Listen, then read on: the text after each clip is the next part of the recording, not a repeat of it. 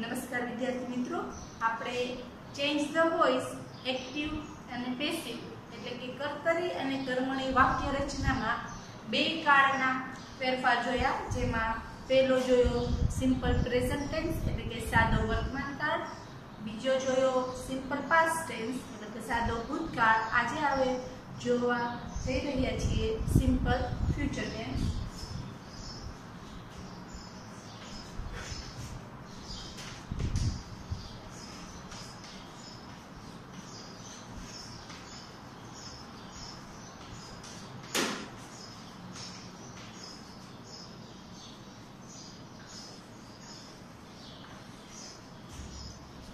જેમાં આપણે શેલ અથવા વિલ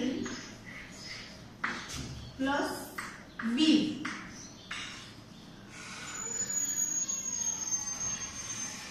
આપણે સાદા વર્તમાન કાળના વાક્યો જોયા હતા. એમાં આપણે એમ ઇઝ આર વત્તા ક્રિયાપદનું ભૂત કૃદંતનું રૂપ એટલે કે V3 જોયું હતું. એવી જ રીતે સાદા ભૂતકાળ એટલે કે સિમ્પલ પાસ્ટ ટેન્સમાં આપણે વોઝ એકવચનમાં વોઝ, બહુવચન માટે વેર પ્લસ ભૂત કૃદંતનું રૂપ એવી રીતે જોયું હતું. અહીં આપણે સિમ્પલ ફ્યુચર ટેન્સ સાદો ભવિષ્યકાળ, એમાં આપણે શેલ વિલ બેમાંથી એક અથવા અને બી વચ્ચે પેસિવ કરતી વખતે પ્લસ ક્રિયાપદનું ભૂત કૃદંતનું રૂપ નો ઉપયોગ કરશું. શેલ આઈ અને વી સાથે શેલ આવશે, જ્યારે હી, શી, ઇટ, યુ બધા સાથે ધે બધા સાથે વિલ આવશે. પણ આઈ સાથે તમે શેલ અને વિલ બંનેનો ઉપયોગ કરી શકો છો. તો આપણે થોડા ઉદાહરણ જોઈએ. પહેલા Rahul will draw, Rahul will draw a picture tomorrow.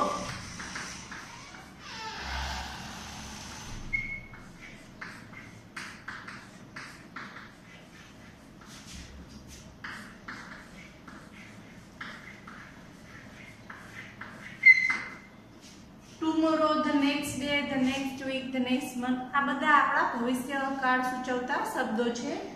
આપણું પહેલું વાક્ય સિમ્પલ ફ્યુચર ટેન્સ સાદા ભવિષ્યકાળમાં જોઈએ. Rahul will draw a picture tomorrow.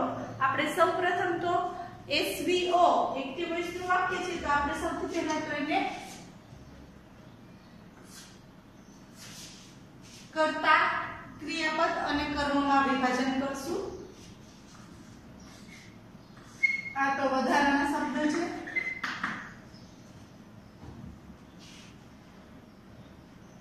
જેવી રીતે એક્ટિવ પેસિવમાં આપણે સમજ્યા કે ત્રણ નિયમ પર આધારિત છે. કર્તા અને કર્મનું સ્થાન બદલવાનું છે, બીજું કર્તા પહેલા બાય મૂકવાનું છે, ત્રીજું કાળને અનુરૂપ જે ક્રિયાપદનું ભૂતકૃદંત ક્રિયાપદ સાથે ભૂતકૃદંતનું રૂપ મૂકવાનું છે. તો પહેલા બે તો બધામાં આવશે, સેમ ટુ સેમ છે. માત્ર ત્રીજા કાળ પ્રમાણે જે ફેરફાર કરવાના છે એ જ બધામાં બદલાય છે. તો અહીં આપણા પહેલા બે નિયમ છે કે કર્તા અને ક્રિયાપદ કર્તા અને કર્મનું સ્થાન બદલવાનું છે. તો આપણે શું કરશું? આ પિક્ચરને પહેલા લઈ લેશું બાય રાહુલ, અને ટુમોરો છે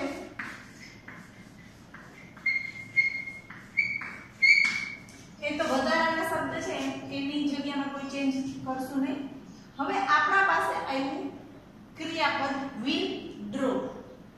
તો આ પિક્ચર છે એટલે આપણે શેલ નો ઉપયોગ આઈ અથવા વી આવશે તો શેલ નો ઉપયોગ કરી શકીએ, પણ વિલ બધામાં ચાલે તો આપણે વિલ નો ઉપયોગ કરવી, બધામાં તો પણ ચાલશે. તો વિલ તો ફિક્સ છે, ચાલો વિલ આવશે. પણ સાદા ભવિષ્યકાળમાં આપણે પેસિવ કરતી વખતે બધામાં બી મૂકવું કમ્પલસરી છે. તો વિલ બી અને ક્રિયાપદનું મૂળ ક્રિયાપદનું ત્રીજું ભૂત કૃદંતનું રૂપ એટલે કે V3. તો draw, ડ્ર્યુ, drone.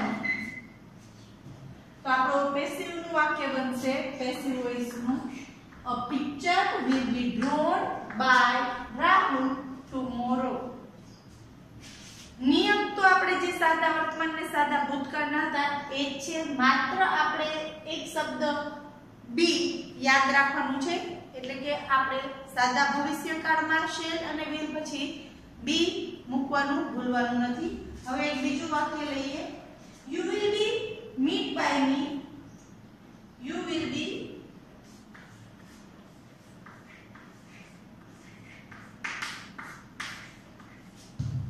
meet by me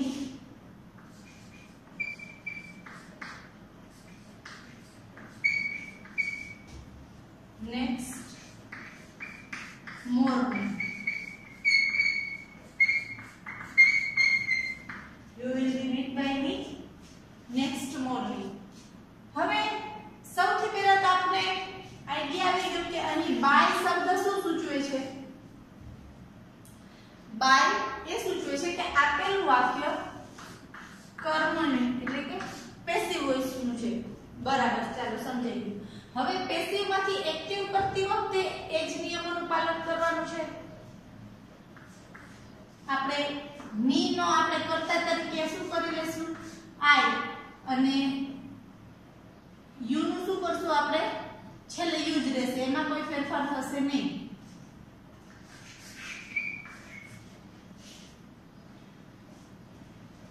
next morning એમાં કોઈ ફેરફાર થશે નહીં, વધારાના શબ્દો છે. બરાબર, તો હવે આવ્યું આપણું ક્રિયાપદ આવ્યું will be meet. તો આપણે પેસિવ માં બી ઉમેર્યું હતું, તો પેસિવ નું એક્ટિવ કરતી વખતે આપણે બી ને દૂર કરવાનું છે, અને જે ક્રિયાપદ છે એનું મૂળ રૂપ અહીંયા લખવાનું થશે meet met meet. તો આપણે અહીંયા આનું મૂળ ક્રિયાપદ meet થશે, અને આઈ સાથે તમે શેલ અથવા will ગમે તે લખો તો ચાલે. તો શેલ બી લખી શકો અથવા will બી લખી શકો. શેલ will પછી હંમેશા મૂળ રૂપ આવતું હોય છે. બરાબર, તો પેસિવ માંથી એક્ટિવ કરતી વખતે આપણે શું જોયું કે સૌથી પહેલા તો બાય પછી જે આપ્યો છે મી કરતા એને આપણે આઈ તરીકે આગળ લીધો. આઈ સાથે શેલ will ગમે તે આવે, તમે ગમે તે લખો. પછી મીટ બી દૂર કરી નાખવાનું પેસિવ માંથી એક્ટિવ કરતી વખતે, યુ અને વધારાના શબ્દ છે એમ. હવે જો કોઈ નકાર વાક્ય હોય તો શું કરશું, we shall not visit the Taj Mahal, we shall not visit the Taj Mahal.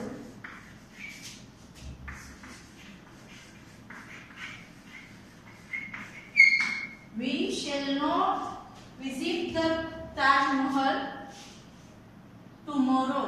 તો અહીં આપણો નોટ એટલે કે નકાર વાક્ય સૂચવે છે. વાક્યનો પ્રકાર નકાર છે, અને વાક્ય કેવું છે તો કે એક્ટિવ વોઇસ નું વાક્ય છે.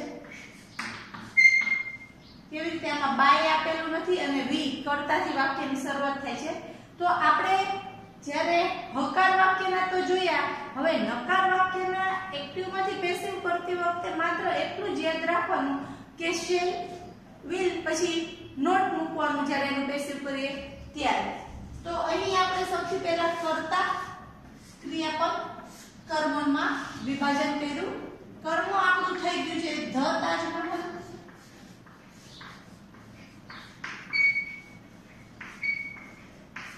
બરાબર, હવે શેલ નોટ વિઝિટ, તો ધ વી સાથે શેલ આવ્યું છે તો ધ તાજમહલ સાથે તો વિલ જ આવશે.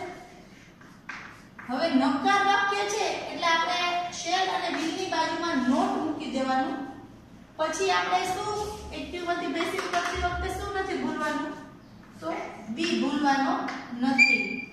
અને વિઝિટ નું ભૂતકૃતનું રૂપ થશે વિઝિટેડ. બાય કરીને કરતા આપડા વી છે તો વી નું થશે બાય અસ. શું થશે, બાય અસ. અને ટુમોરો છે એમાં કોઈ ફેરફાર નહીં, વધારાના શબ્દો આપણે એમ જ રાખ્યા. તો વિદ્યાર્થી મિત્રો હકારના વાક્ય જોયા, નકારના વાક્ય જોયા, માત્ર શું ફેરફાર થયું? હકારના વાક્યમાં પણ બી જ બી મૂકવાનું હતું, શેલ વિલ પછી બી. જ્યારે આપણે નકાર કર્યું ત્યારે શેલ નોટ કે વિલ નોટ કરી પછી બી મૂકી, ક્રિયાપદનું ત્રીજું રૂપ અને બાકીના જે શબ્દો હતા એ રીતના આવે છે. હવે આપણે પ્રશ્નાર્થ વાક્ય જોઈએ તો એમાં કેવી રીતે થાય છે ફેરફાર.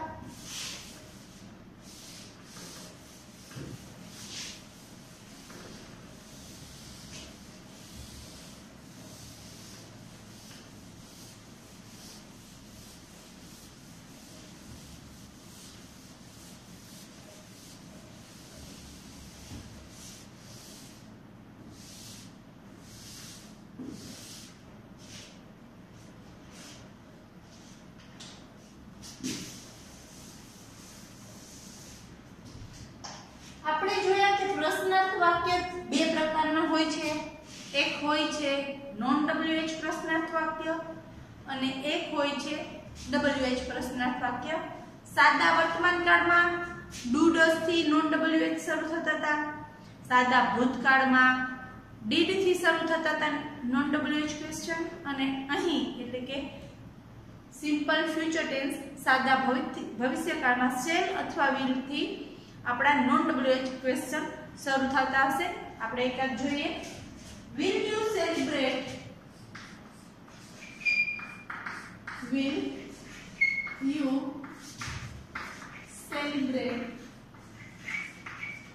Diwali in the school?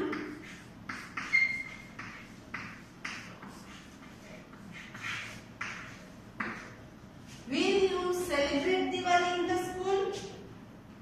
તો અહીં આપણે જોયું કે વાક્યની શરૂઆત નોન WH એટલે કે શેલ વિલ થી થઈ છે. તો આપણે શું કરશું? એક્ટિવ વાક્ય રચના છે, યુ કરતા પહેલા છે, બી આપેલું નથી એટલે આને સમજાઈ ગયું. અહીં આપણું કર્મ થશે દિવાળી, સબ્જેક્ટ વર્બ ઓબ્જેક્ટ થશે. ઇન ધ સ્કૂલ તો વધારાના શબ્દ છે તો આપણે will આયા એક આપણે શેલ વિલ માંથી કોઈ પણ એક આવશે. તો આપણે દિવાળી જ્યારે કર્મ લેશું તો એના માટે will જ યોગ્ય રહેશે. તો દિવાળી છે એટલે આપણો પ્રશ્ન સૂચક શબ્દની વાક્યની શરૂઆત કેવી થશે? will. પછી આપણે કર્મને પહેલા લઈ લેવાનું છે, will દિવાળી. શેલ વિલ એટલે કે સાદા ભવિષ્યકાળના વાક્ય છે એટલે એમાં બી લગાડવાનું ભૂલવાનું નથી. સેલિબ્રેટ નું ભૂતકૃત રૂપ થશે સેલિબ્રેટેડ. હવે બાય કરી કરતા મૂકવાનું છે તો કરતા આપણો યુ છે અને ઇન ધ સ્કૂલ વધારાના શબ્દ છે.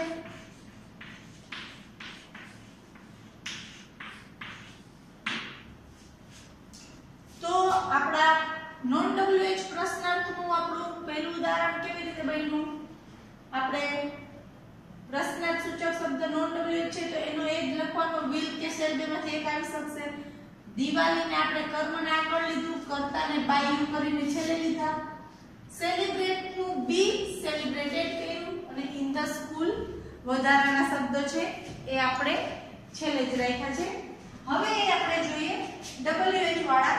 When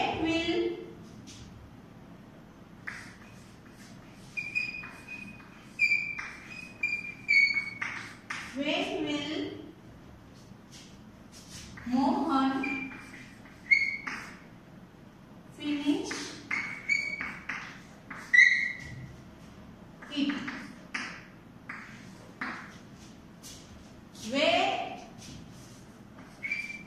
When will Mohan finish it? તો અહીં આપણે જ્યારે વાક્યની શરૂઆત WH ક્વેશ્ચન થી થાય છે તો અહીં પણ આપણે WH ક્વેશ્ચન નો જે છે એમ એમાં કોઈ ફેરફાર કરવાનું નથી એટલે પહેલા તો એનો એ મૂકી દેવાનું છે સૌથી પહેલા શું કરશું WH ક્વેશ્ચન વાળો જે શબ્દ છે when એ મૂકી દેશું હવે વાક્યને આપણે તો ભાગ પાડશું મોહન ફિનિશ ઇટ કર્તા ક્રિયાપદ કર્મ સબ્જેક્ટ વર્બ ઓબ્જેક્ટ આપણે ઇટ આપણું કર્મ છે તો ઇટ સાથે શેલ અને વિલ માંથી શું લાગશે વિદ્યાર્થી મિત્રો વિલ કારણ કે આઈ અને વી સાથે જ શેલ લાગશે બાકી બધા અને તમે બધામાં વિલ લખો તો પણ ખોટું પડશે નહીં તો વેન સાથે પછી વિલ મૂકી દેવાનું હવે આપણું કર્મ પહેલા લઈ લો ઇટ ફિનિશ છે એનું ત્રીજું રૂપ તો ફિનિશ ફિનિશ્ડ ફિનિશ્ડ એટલે ત્રીજું રૂપમાં ઈડી લાગશે પણ શું ભૂલવાનું નથી આપણે તો બી લગાડવાનું ભૂલવાનું નથી ફિનિશ્ડ બાય મોહન આપણું વાક્ય કેવી રીતે બન્યું વેન પ્રશ્નાર્થ સૂચક શબ્દ છે વેન નો આપણે વેન જ લખ્યું પછી શેલ વિલ માંથી એક આવશે મોટા ભાગે વિલ આવશે પછી કર્મ લેવાનું છે it be finished by Mohan હજી એક ઉદાહરણ જોઈએ what will be done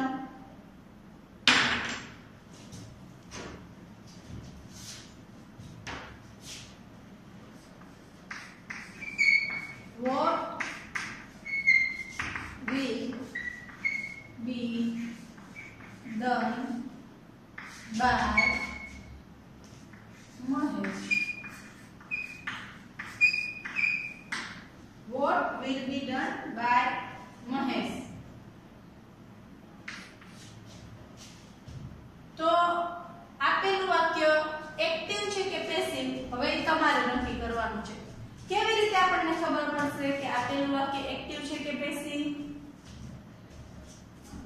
જો આપી દીધું છે બી શબ્દ આપેલો છે અને ક્રિયાપદનું ત્રીજું રૂપ આપી દીધું છે એટલે આપણને આઈડિયા આવી ગયો કે આપેલું વાક્ય કેવું છે પેસિવ વોઇસમાં છે આપણે એક્ટિવ વોઇસમાં ફેરવવાનું છે તો સૌથી પહેલા જે WH પ્રશ્નાર્થ સૂચક શબ્દ છે એને આપણે એમને રાખશું બરાબર હવે શેલ વિલ ગમે તે આવી શકે પણ આપણે બાય મહેશ એટલે આપણો કર્તા કોણ થયો મહેશ થયો સરસ એટલે મહેશ સાથે શેલ આવશે કે વિલ આવશે વિલ આવશે what will પછી આપણા કર્તા મહેશ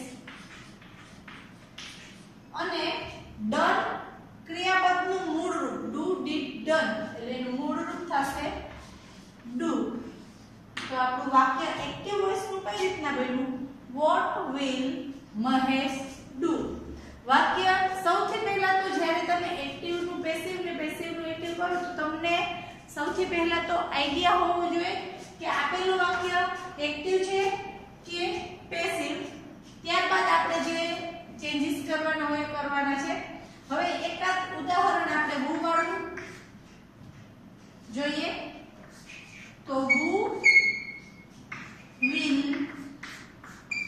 prepare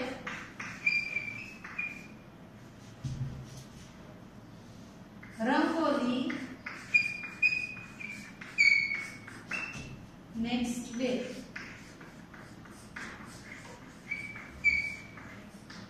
આપણું who વાળું વાક્ય છે who will prepare rangoli next day હવે આપણે સાદા વર્તમાન કાળમાં અને સાદા ભૂતકાળમાં who વાળા વાક્ય જોયા હતા who વાળા વાક્ય આવે એટલે આપણને ખ્યાલ જ હશે કે શરૂઆત કેવી રીતે કરી દેવાનું who વાળા વાક્ય હોય તો સૌથી પહેલા આપણે એમાં બાય નું લખી જ નાખવાનું કારણ કે આપણને કર્તાની ખબર નથી હવે આપણે જ્યારે બીજા બધા વાક્યોમાં તો કર્તા ક્રિયાપદ કર્મ એમ ભાગ પડતા હોય આમાં આપણને કર્તા તો ખબર નથી એટલે સૌથી પહેલા આપણે બાય ને પહેલા લખી નાખશું હવે રંગોલી આપણું કર્મ છે તો રંગોલી માં will આવે કે shall આવશે? તો તમને હવે ખ્યાલ આવી ગયો કે I અને shall સાથે I અને will સાથે shall આવશે, બાકી બધામાં will. તો માત્ર બધામાં will લખો તો પણ ચાલે. by whom will આપણું કર્મ રંગોલી છે. prepare તૈયાર કરવું, તો prepare નું થર્ડ ફોર્મ એટલે કે ભૂત કૃદંતનું રૂપ prepare prepare. તો શું અહીંયા એક વસ્તુ લખવાનું ભૂલવાનું નથી. શું લખવાનું નથી ભૂલવાનું? be prepared next day. તો આ પ્રમાણે આપણા સાદા ભવિષ્યકાળના બધા એટલે કે હકાર વાક્ય, નકાર વાક્ય, નોન WH પ્રશ્નાર્થ વાક્ય, WH પ્રશ્નાર્થ વાક્ય અને વુ વાળા પ્રશ્નાર્થ વાક્ય અહીં આપણે જોયા. હવે થોડા મિક્સ એક્સરસાઇઝના ઉદાહરણ જોશું.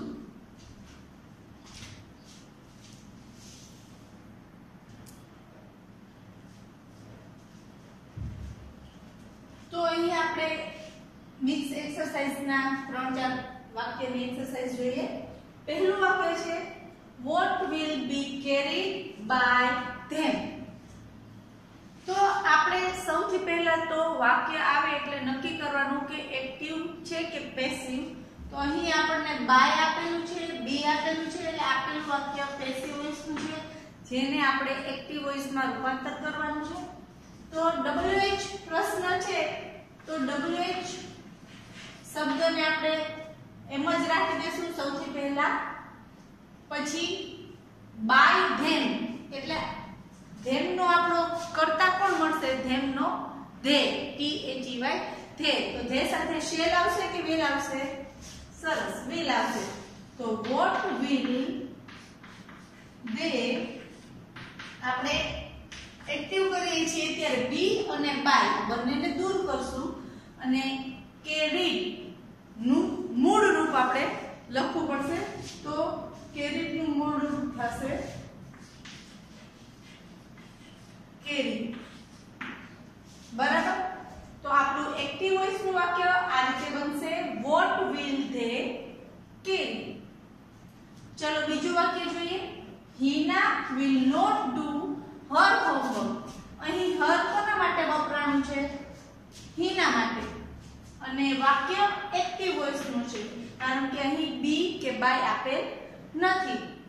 તો વાક્યનું કર્મ આપણું her homework મળ્યું. હિના કરતા અને will not do ક્રિયાપદ છે. તો અહીં her homework થી પણ થઈ શકે ને આપણે her એટલે જે છે ઈ હિના લખો તો પણ ચાલે. Hina's homework અથવા her homework અથવા તમે Hina's homework will નકાર વાક્ય છે એટલે shall will પછી તરત આપણે નોટ લખી દઈશું. be done, do, does, do, did, done અને આપણો by કરીને કરતા એટલે કે Hina.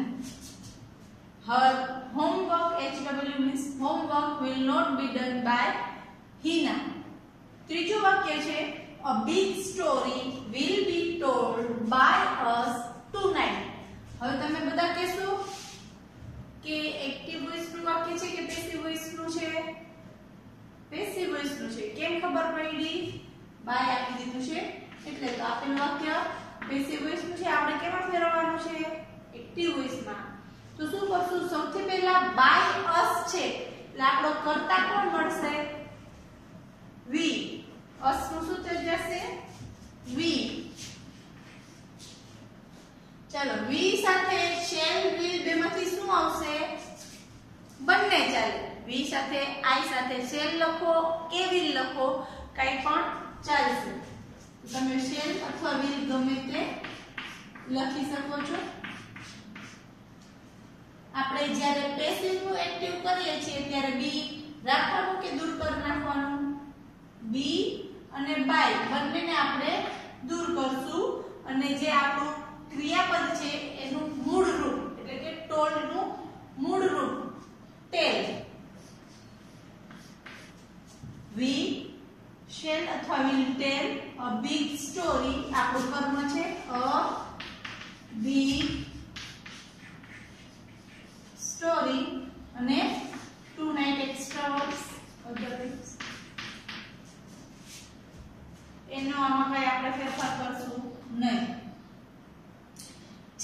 આપણા પાસે by whom will the diary be written tonight.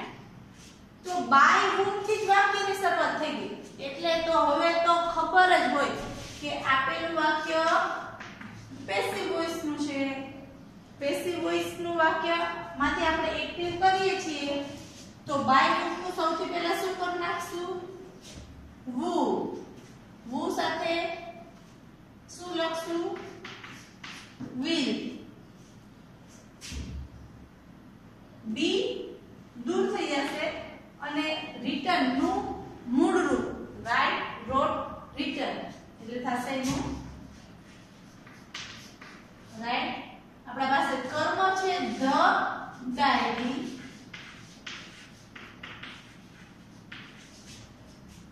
tonight.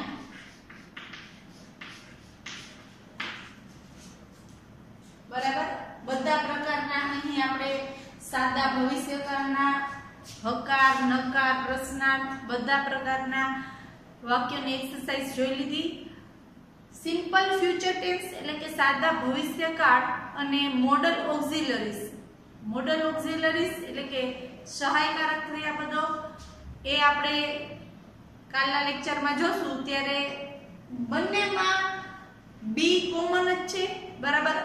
બંનેની વાક્ય રચના આ જ રીતના થશે. એક્ટિવમાંથી પેસિવ અને પેસિવમાંથી એક્ટિવ કરશું ત્યારે મોડલ ઓક્ઝિલરીઝમાં can, could, may, might, must, shall, should, will, would એવા બધા આવી શકે છે. તો આપણે કાલે જોઈએ મોડલ ઓક્ઝિલરીઝની એક્ટિવ પેસિવની વાક્ય રચના. આભાર.